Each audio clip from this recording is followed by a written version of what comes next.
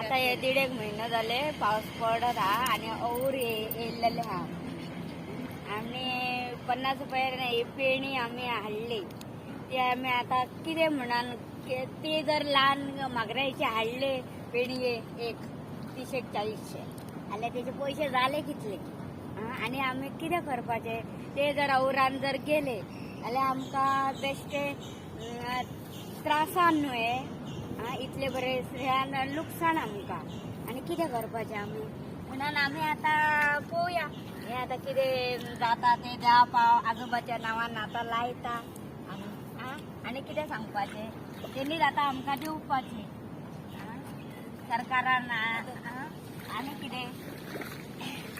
आनी आजोबाची कृपा अशें